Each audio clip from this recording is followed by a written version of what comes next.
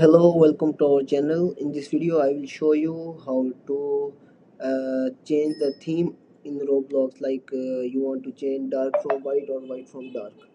First, open Roblox. Okay, click on more. Then click on settings. Okay, first click on more and then click on settings. Here in the last, you will find device preferences. Click on it, and here is the option to change the theme from dark to light or light to dark. So now my already theme is light, so I click on dark, and you can see the theme is switched to dark, and you can again switch it to your light. Okay, that's it.